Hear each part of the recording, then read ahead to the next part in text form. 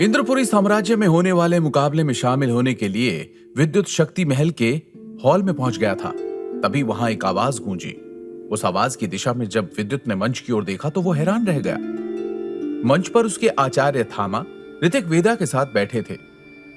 उनके बगल में बैठे थे राजघराने के राजा नागा अर्जुन और उनकी बेटी नागा ऐश्वर्या। इसके साथ राज्य के 20 ताकतवर लोगों का समूह बैठा था। यह साम्राज्य के सबसे ताकतवर योद्धाओं का समूह था जो इस मुकाबले का निर्णय लेने के लिए आए थे।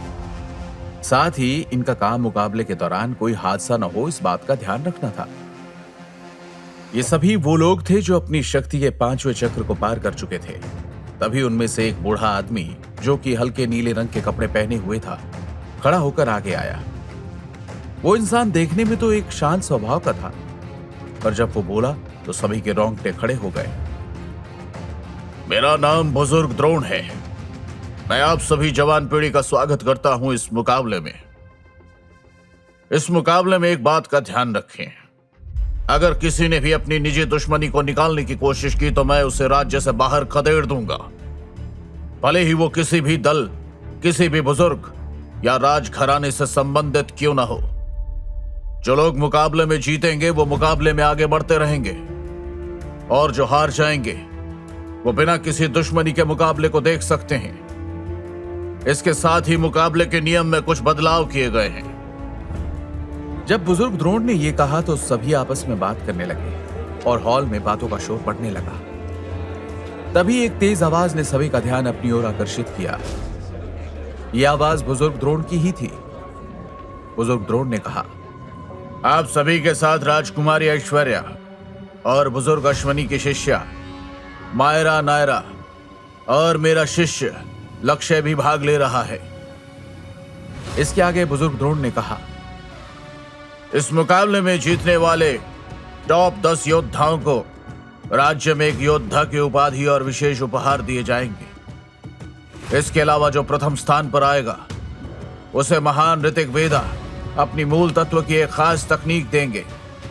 साथ ही उसे शक्ति महल की दिव्य गुफाओं से एक शक्ति तकनीक हासिल करने का मौका मिलेगा।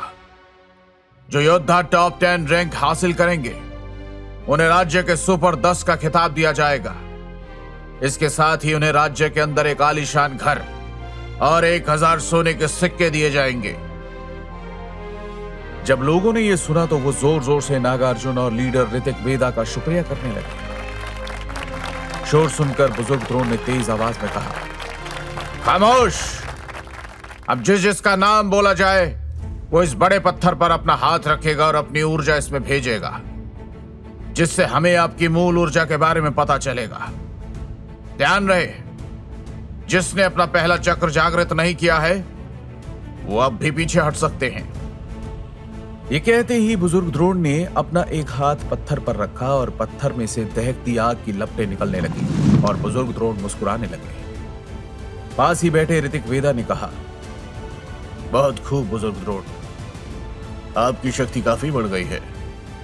बहुत जल्द आप छठे चक्र को जागृत कर पाएंगे। और वहां खड़े सभी जवान पीढ़ी के योद्धा चौंक गए और बुजुर्ग द्रोण की शक्तियों की तारीफ करने लगे। बुजुर्ग द्रोण ने अब नायरा का नाम लिया और एक खूबसूरत लड़की सफेद ड्रेस में आगे आई और उसने पत्थर पर हाथ रखा।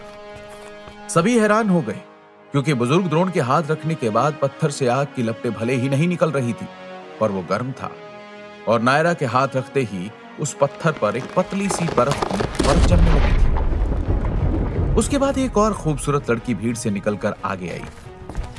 यह लड़की थी मायरा और उसने जैसे ही पत्थर पर हाथ रखा, पत्थर पर जमी बर्फ पिघलने लगी और भाप बनकर उड़ गई। बुजुर्ग द्रोण ने कहा, शानदार, अद्भुत। इसके बाद एक लड़का जिसके चेहरे पर घमंड साफ देखा जा सकता था आगे आने लगा। पर कमाल की बात तो यह थी कि जैसे जैसे वो आगे बढ़ रहा था, एक हवा का झोंका वहां खड़ी भीड़ को अलग करता जा रहा था। यह लड़का बुजुर्ग द्रोण का शिष्य लक्ष्य था। जब उसने मंच पर आकर उस बड़े पत्थर पर हाथ रखा तो वो बड़ा पत्थर जमीन से उठकर हवा में उड़ गया। यह नजारा देखकर बुजुर्ग द्रोण के चेहरे पर मुस्कुराहट आ गई। ये देख ऋतिक वेदा ने कहा, ये लड़का तो कमाल का है, क्या कहते हो थामा? इस पर बूढ़े थामा ने कहा, हाँ, कमाल का तो है। 17 साल की उम्र में ऐसी शक्ति तो हम दोनों में भी नहीं थी, पर ये ब्रह्म योद्धा के बनने के काबिल नहीं है। चलो आगे देखते हैं। तभी चारों तरफ का वातावरण खुशबू से महक गया और एक लड़की अपने धीमे कदमों से आगे आई। इस लड़की के कपड़ों पर शाही निशान था और ये लड़की कोई और नहीं बल्कि राजकुमारी ऐश्वर्या थी। जैसे ही ऐश्वर्या ने पत्थर पर हाथ रखा, पत्थर के नीचे से मिट्टी ने उड़कर उसे जकड़ लिया और उसे हॉल की छत तक ले गई। और कुछ देर बाद वो पत्थर वैसे ही नीचे आ गया। इधर विद्युत सभी से अनजान आराम से पीछे बैठा था और शक्ति महल में बनी आरामदायक कुर्सियों पर बैठा हुआ सभी योद्धाओं का शक्ति परीक्षण देख रहा था। अचानक उसे एक जाना पहचाना नाम सुनाई दिया और उसकी नजर उस ओर चली गई। जैसे ही विद्युत ने उस योद्धा को देखा तो गुस्से से उसकी आंखें छोटी हो गई और उसकी भौहें सिकुड़ गई। यह नजारा देखकर नागार्जुन बोले, बहुत खूब, राजकुमारी की शक्तियां बढ़ गई हैं और जल्द ही वो दूसरा चक्र जागृत कर लेंगे। इस पर बूढ़े थामा भी बोले, इस लड़की में अद्भुत शक्ति है। ये लड़की जरूर एक ताकतवर योद्धा बनेगी। इसके बाद एक एक करके बहुत से योद्धा आगे आते रहे, जिनमें से बहुत से योद्धा तो नाकाम हो गए क्योंकि उन्होंने अपना पहला चक्र जागृत नहीं किया था। तभी एक योद्धा भीड़ से आगे आकर मंच पर आया। उसकी रफ्तार इतनी तेज थी कि वहां खड़ी भीड़ देख भी नहीं पाई। ये देखकर सभी चौंक गए और वहां खड़े राजकुमारी और लक्ष्य सहित सभी लोग उस लड़के को हैरानी से देखने लगे। जब सबने देखा कि तेजस के हाथ रखते ही वो पत्थर हवा में उड़ने लगा तो वो और भी हैरान हो गए। ये देख लक्ष्य की भौहें सिकुड़ गई क्योंकि कहीं ना कहीं उसके अभिमान को ठेस पहुंची थी। बुजुर्ग द्रोण अब मुकाबले के खत्म होने का ऐलान करने ही वाले थे कि काले कपड़ों में लाल कोट पहने एक लड़का सामने आया और बोला, बुजुर्ग द्रोण, अभी मेरा शक्ति परीक्षण बाकी है। यह सुन बुजुर्ग द्रोण ने कहा, लड़के, तुम्हारा नाम इस लिस्ट में नहीं है। क्या नाम है तुम्हारा? इस पर उस लाल कोट वाले लड़के ने कहा, मेरा नाम विद्युत रघुवंशी है। तभी मैदान में बुजुर्ग द्रोण की भारी आवाज सुनाई दी, मुकाबले का पहला भाग खत्म हो चुका है और वैसे भी तुम्हारी उम्र को देखकर मुझे नहीं लगता कि तुम अपना पहला चक्र जागृत भी कर पाए होंगे। बुजुर्ग द्रोण की बात सुनकर विद्युत ने गंभीर आवाज में कहा, मैंने सुना है महान बजरंग ने अपना पहला चक्र 10 साल की उम्र में जागृत कर लिया था। मैं तो फिर भी 14 साल का हो चुका हूं। मैं क्यों नहीं अपनी शक्तियों के चक्र को जागृत कर सकता हूं? विद्युत की बात सुनकर वहां मौजूद खड़े सभी लोग चौंक गए और बुजुर्ग द्रोण नाराजगी से बोले, तो तुम ये कहना चाहते हो कि तुम महान बजरंग से भी अधिक शक्तिशाली हो?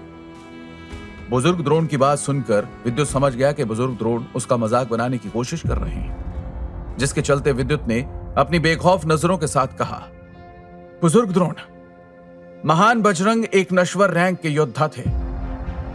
मैं एक ब्रह्म योद्धा बनूंगा। जब वहां खड़े योद्धाओं ने यह बात सुनी तो वो विद्युत पर हंसने लगे। तभी विद्युत मुस्कुराते हुए सभी के हंसते हुए चेहरे देखकर बोला, हंस लो, मुझे फर्क नहीं पड़ता क्योंकि इस मुकाबले को मैं ही जीतूंगा। ये सुनते ही बुजुर्ग द्रोण क्रोध में बोले, लड़के, तू जीतेगा तो तब जब तू मुकाबले में हिस्सा लेगा। ये कहने के पश्चात बुजुर्ग द्रोण ने कहा, सैनिकों, बंदी बना लो इस लड़के को। इसने शक्ति महल के नियमों को तोड़ा है और चोरी से शक्ति महल में घुसना एक अपराध है। बुजुर्ग द्रोण के कहते ही 8 से 10 योद्धा अपने हाथ में तलवार लिए विद्युत को घेरने लगे। सैनिकों को घेरते देख तेजस आगे आया और अपनी गंभीर आवाज में विद्युत को रोकते हुए बोला, बुजुर्ग द्रोण, मुझे लगता है आपसे कुछ गलती हुई है। मैंने और विद्युत ने एक साथ मुकाबले में हिस्सा लिया है। लेकिन वो आगे कुछ कहता कि तभी उन्होंने नाराजगी से तेजस की ओर देखते हुए कहा, अब तुम मुझे बताओगे कि मेरी गलती क्या है? अपनी जगह पर चुपचाप खड़े रहो, वरना मैं किसी बुजुर्ग के काम में दखल देने की वजह से तुम्हें मुकाबले से बाहर भी कर सकता हूं। वहीं तेजस समझ गया कि बुजुर्ग द्रोण अपने ओहदे का फायदा उठा रहे हैं, जिसके चलते उसे बुजुर्ग द्रोण पर गुस्सा आने लगा कि तभी तेजस के कानों में एक गंभीर आवाज सुनाई दी, तेजस, तुम्हें नहीं लगता कि तुम्हारी जुबान तुम्हारी रफ्तार के मुकाबले में काफी तेज है? ऐसा कहते हुए हरे कपड़े पहने एक जवान लड़का आगे चलकर आया। तेजस की जैसे ही उस हरे कपड़े पहने योद्धा पर नजर पड़ी तो तेजस समझ गया कि ये जवान लड़का कोई और नहीं बल्कि बुजुर्ग द्रोण का शिष्य लक्ष्य है। लक्ष्य, शायद मुकाबले के दौरान मैं तुम्हें सही से बताऊंगा कि मेरे हमले उससे भी तेज हैं। संभल कर रहना लक्ष्य।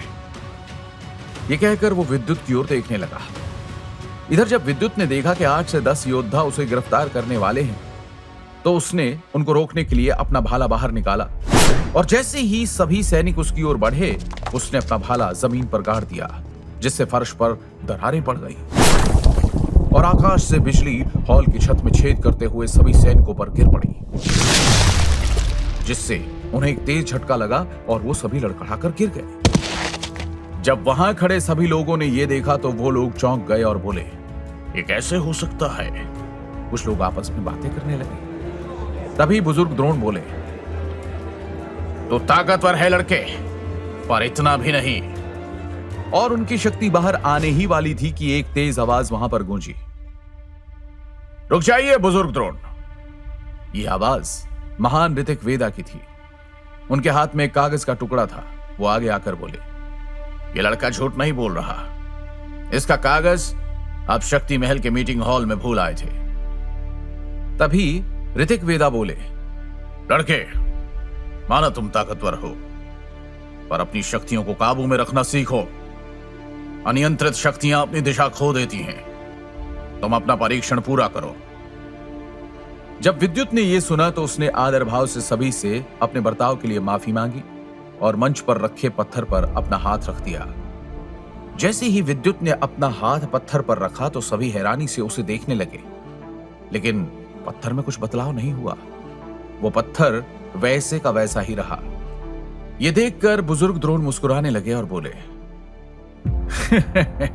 ये लो लड़के, मैंने पहले ही कहा था तुम इस मुकाबले के काबिल नहीं हो। जाओ और अभ्यास करो। पर बुजुर्ग द्रोण अपने शब्दों को पूरा कर पाते इससे पहले ही आकाश में गर्जना हुई और एक सफेद बिजली उस पत्थर से टकराई और उस पत्थर में दरार पड़ गई। यह नजारा देखकर वहां खड़े सभी लोग हैरान हो गए और मूर्ति बनकर उस पत्थर को देखने लगे। सबसे ज्यादा हैरान थे बुजुर्ग द्रोण और उनके मुंह से निकला, असंभव, क्योंकि वो खुद भी उस पत्थर को अपनी शक्ति से नहीं तोड़ सकते थे। जब सब लोग हैरानी से विद्युत और उसके सामने टूटे पत्थर को देख रहे थे तभी विद्युत बोला, क्या मैं पास हुआ? विद्युत का सवाल सुनकर बुजुर्ग द्रोण बोले, हां, तुम पास हो गए। सभी की नजरें हैरानी से विद्युत को देख रही थी। विद्युत मंच से उतरकर परीक्षण सफल कर चुके योद्धाओं के पास जाकर खड़ा हो गया। विद्युत ने तेजस के पास जाकर उसका शुक्रिया किया, पर तेजस ने उसे ऐसे नजरअंदाज कर दिया जैसे वो उसे जानता ही नहीं था। पास हुए योद्धाओं में सभी लड़कियों की नजर विद्युत की ओर थी और वो उसे देखकर मुस्कुरा रही थी। तभी तेजस ने कहा, देखो, मैंने तुम्हारा साथ इसलिए दिया क्योंकि मैं खुद तुम्हें हराकर मुकाबले का विजेता बनूंगा। ऐसा कहते वक्त तेजस के चेहरे पर गुरूर भरी मुस्कान थी। तभी लक्ष्य ने दोनों को देखते हुए कहा, तो तुम विद्युत हो? काफी ताकतवर हो। मजा आएगा जब मैं तुम दोनों को हराऊंगा। लक्ष्य के ये कहते ही विद्युत और तेजस का ध्यान उसकी ओर गया और दोनों की आंखें छोटी हो गई और उनकी भौहें सिकुड़ गई। तभी वहां एक लड़की की हंसने की आवाज सुनाई दी और उसके वहां आते ही हवा में एक ठंडा एहसास महसूस होने लगा। वो लड़की, जिसका नाम नायरा था, बोली, लड़कों, अपनी शक्तियों पर इतना गुरूर अच्छा नहीं। देखो, तुमने यहां कितनी गर्मी कर दी और तुम्हें शायद ये पता नहीं कि मुझे गर्मी और गर्म खून वाले लोगों से नफरत है। तभी एक मीठी आवाज ने सभी का ध्यान अपनी ओर खींचा। किसकी थी ये मीठी आवाज? विद्युत से कई गुना अधिक ताकतवर और तजुर्बेदार योद्धा यहां मौजूद हैं। ऐसे में क्या विद्युत पहुंच पाएगा अगले पड़ाव पर? क्या विद्युत जीत पाएगा ये मुकाबला? ब्रह्म योद्धा द डिस्ट्रॉयर के सारे एपिसोड्स को सुनने के लिए डिस्क्रिप्शन में दी लिंक से डाउनलोड करें पॉकेट FM ऐप।